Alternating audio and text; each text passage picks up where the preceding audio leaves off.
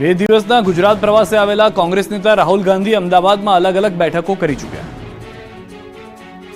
બે દિવસના ગુજરાત પ્રવાસે આવેલા કોંગ્રેસ નેતા રાહુલ ગાંધી આજે અલગ અલગ 3 બેઠક યોજી ચૂક્યા, જેમાં પોલિટિકલ અફેર્સની બેઠક કરવામાં આવી હતી તેમજ પ્રભારી, પ્રદેશ અધ્યક્ષ, સેક્રેટરીઓ સાથે સંવાદ બેઠક કરવામાં આવી. પોલિટિકલ અફેર્સ કમિટીની બેઠકમાં સંગઠનની સ્થિતિ અને બદલાવ અંગે બેઠકમાં ચર્ચા કરવામાં આવી. સાથે જ સંગઠનના માળખામાં બદલાવને લઈને પણ ચર્ચા કરાઈ. એપ્રિલથી યોજાનાર સંવિધાન યાત્રા અંગે બેઠકમાં ચર્ચા કરાઈ. સાથે બેઠકમાં તેમણે ગુજરાત કોંગ્રેસની સ્થિતિ અંગે ચિંતા વ્યક્ત કરી. બેઠકમાં રાહુલે ગુજરાત કોંગ્રેસના નેતાઓએ આક્રમકતા સાથે પ્રજા વચ્ચે જવાની વાતો કરી.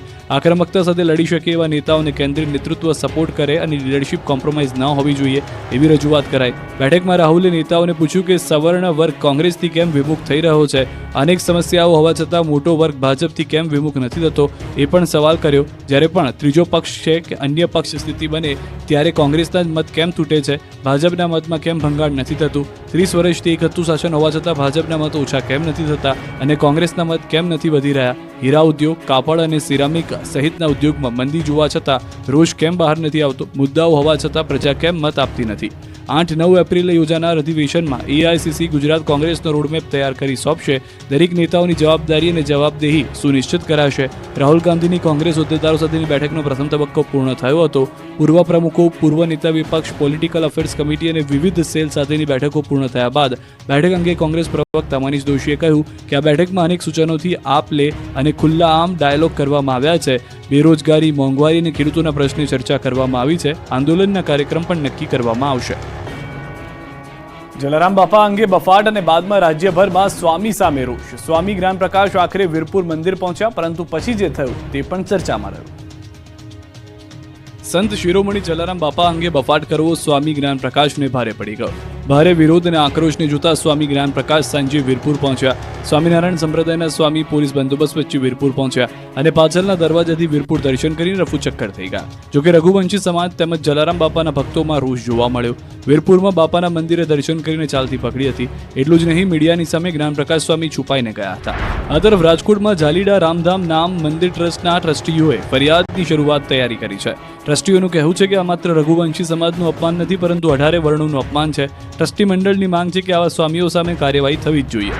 આ તરફ રાજકોટના જય ભારત ધામેચા નામના એડવોકેટ દ્વારા રાજકોટ શહેર પોલીસ કમિશનર કચેરી ખાતે લેખિત ફરિયાદ આપવામાં આવી છે અને હિન્દુ ધર્મને ગેરમાર્ગે દોરવા બાબતે ફરિયાદ નોંધવા અરજી કરાઈ છે.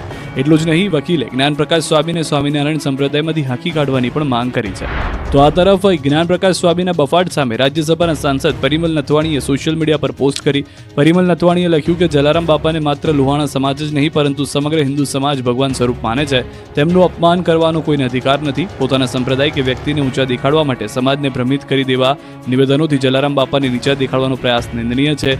લાખો લોકોની આસ્થાને ઠેસ પહોંચાડનારે તાત્કાલિક વીરપુર જલારામ બાપા મંદિરે જઈને પોતાની ભૂલ સ્વીકારીને માફી માંગવી જોઈએ. પશ્ચાતાપ કરી લોકોનો રોષ ઠારવો જોઈએ.